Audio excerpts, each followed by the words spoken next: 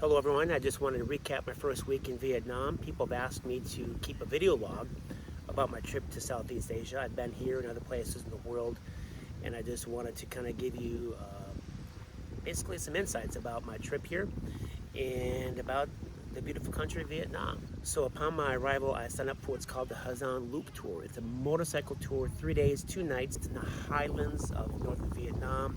So you're talking about 3,500 feet. It is December, we are still north of the equator, it is still winter time, and through the technology of Google Translate, I was able to get to the Ha Giang region, where I was able to meet my motorcycle driver, and a little misunderstanding on my part was that I thought we were going to have a quick lunch and then meet up with our rest of the tour. What I didn't know is that we had to drive that first day on our own, about 60 miles, where I wasn't quite prepared for that. So I had my flip-flops, I still had my Ted stockings on from the flight before, from the night before. I don't plan too much ahead of time, so I'm always surprised with the kind of things I get myself into.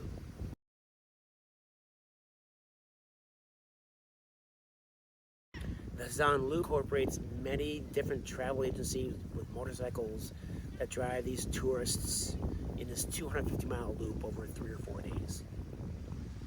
Along the way, there's various rest areas or coffee shops where we can relax. They have a wide variety of photo opportunities, and again, you get to hang out with the locals a little bit as well as they sell you a wide variety of products. The other thing that I was impressed with was the food. The native food was delicious, fresh vegetables, fresh meats. I can't tell you how many markets I drove by where the meat is as fresh as it can be. And as long as it's cooked, it's delicious. With that, rice, of course, is the mainstay with your foods. And with each meal, we had a wide variety of egg rolls, pho, a wide variety of meats. The meats here are chicken, pork, and beef. And it had spectacular dinners and lunches as well. They also had their own rice whiskey. They just scooped it up out of a cup. What the tour was not about were the villages that we drove through. That included the 17 indigenous tribes of northern Vietnam that have been there for centuries between Cambodia, Vietnam, and China. These are agricultural-based towns with very stony regions. They have to kind of hunt for the soil. They start as children and they work into their 70s and 80s. I do suggest, if you do want to spend more time with the culture of these indigenous tribes of Southeast Asia, that you think about nonprofit organizations or faith-based organizations where you can spend that time with these folks.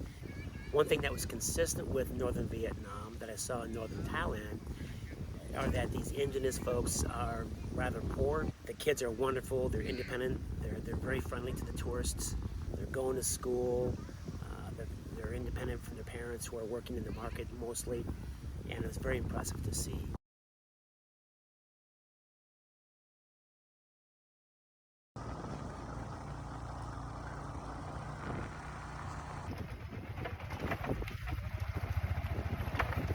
Thế nó bảo con vợ em mẹ nó điện kiểm tra em nhiều quá thì cứ tắt.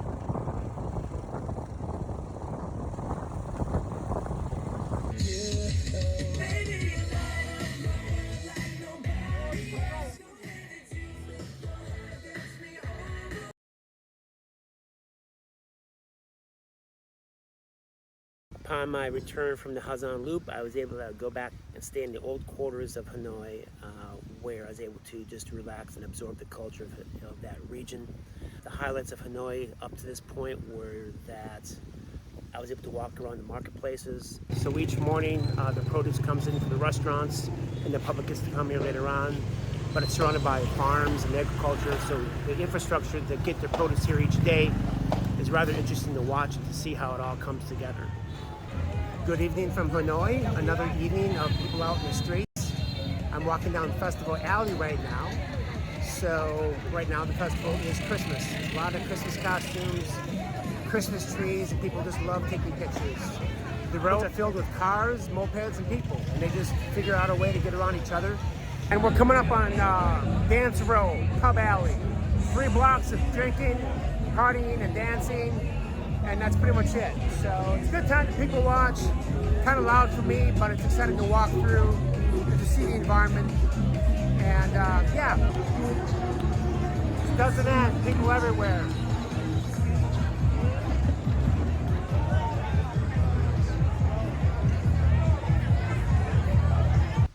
dinner out was, of course, at the local pho place in Hanoi, and had a great dinner. Now, mind you, the gentleman did point out the fact that my stool was broken. So I do recommend sitting in chairs, especially when you're my size. I am about twice the size of most people in Vietnam. And sitting on their stools, you can try it, but don't worry about falling over because I am top heavy. And if you're top heavy like me, be careful what you sit on.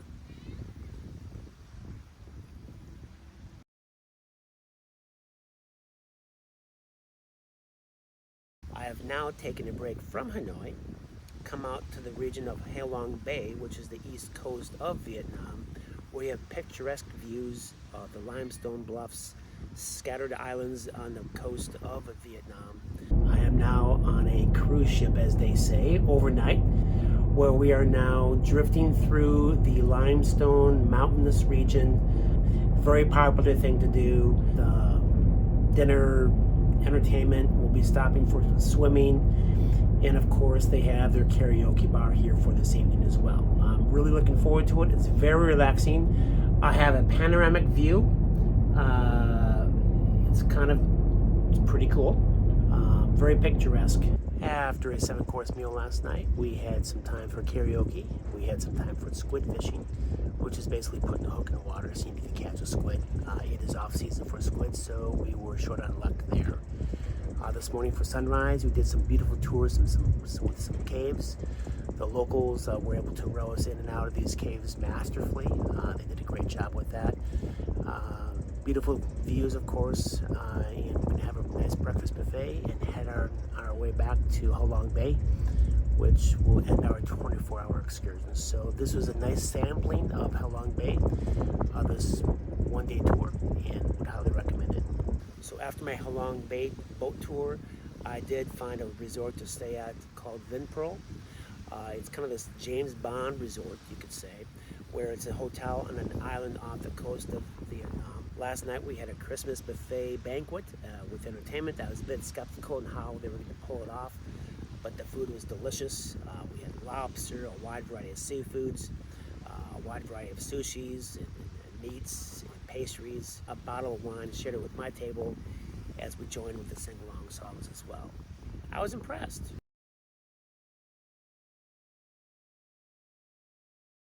Today I went a couple hours south of Hanoi in this region called Ninh Binh region. The villages surrounding Hanoi specialized, I guess you could say, in different crafts or specialties. So there's villages that focus on carpentry. There are villages that specialize in fishing and netting. So today I visited a town that specialized in incense.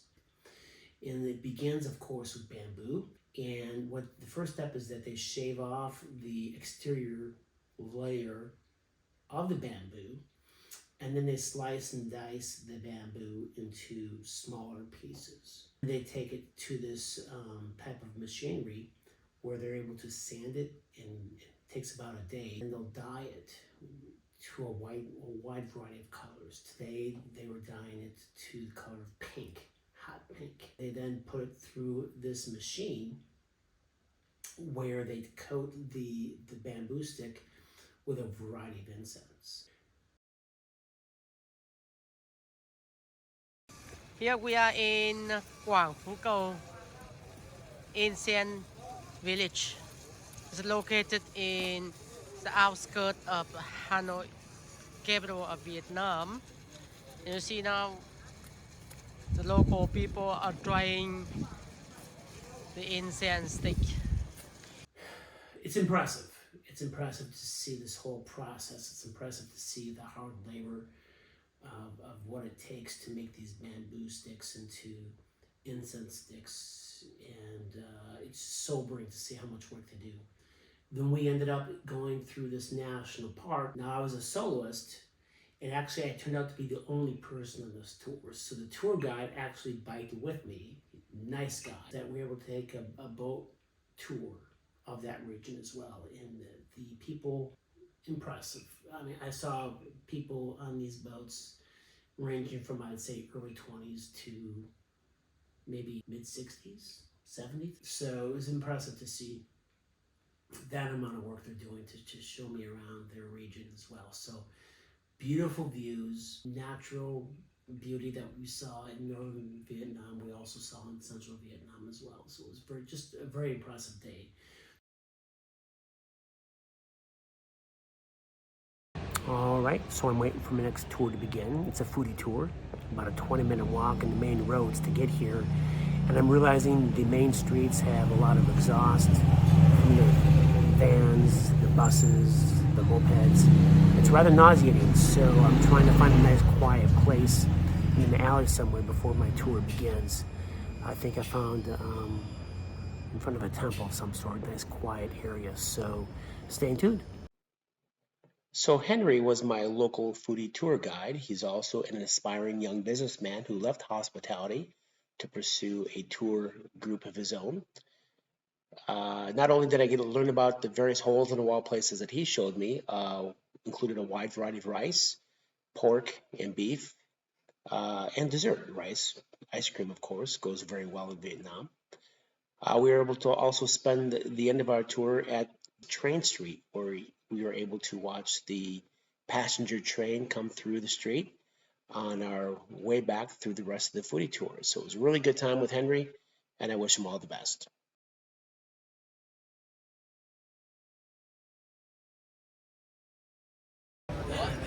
Quiet, relaxing day so far. This is by far the sunniest day I've had in Hanoi. We're just hanging out at the local coffee shop in the neighborhood before the bike ride this afternoon. So pretty quiet day, and I might take a little traffic tour in a little bit just to kind of show you what the traffic's like here in Hanoi. Traffic in Hanoi is rather interesting. It's loud. It's not for the introverts. It's not for the faint-hearted. People just kind of get around you. If you're going too slow, they'll go around you. If you're in your way, they'll go in the other lane. There's no real passing laws. You just honk and you move around people the best you can. Most everything's an uncontrolled intersection, and it somehow works. I haven't seen any accidents yet. The first couple days, what I did is I just followed people. I walked behind the locals, and they crossed the street. I crossed the street. Very good, my friend, number one.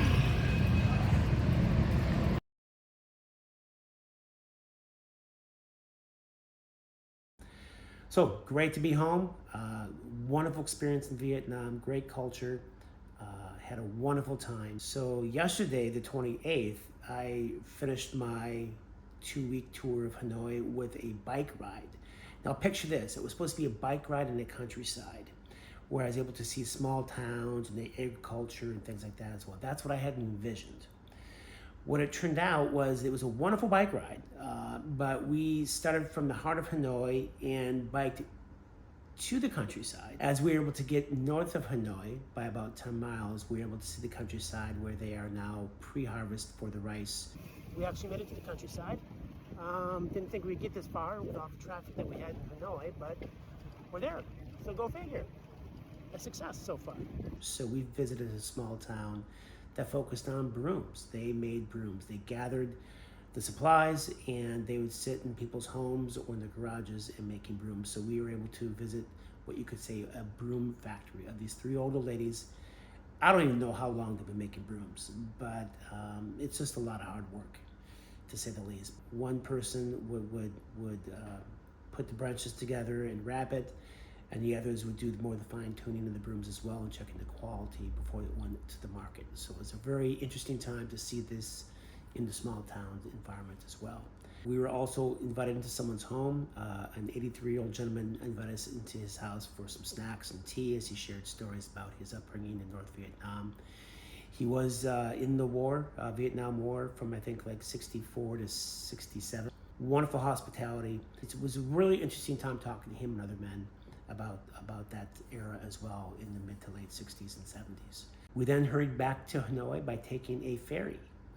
Now this ferry is not the typical kind of ferry I would see in Seattle, but like traffic in Hanoi, you would get on this ferry and then you'd have to dodge the barges as they're going by as well. Just rather comical, very safe, but it's just interesting to see how people live. Now as we were backing into Hanoi, we also had a team of mopeds that were blocking traffic for us as we were blocking busy streets.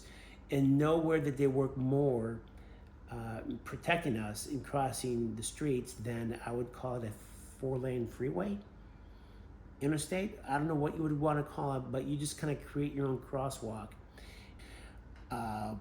Dangerous, but yet common practice for them.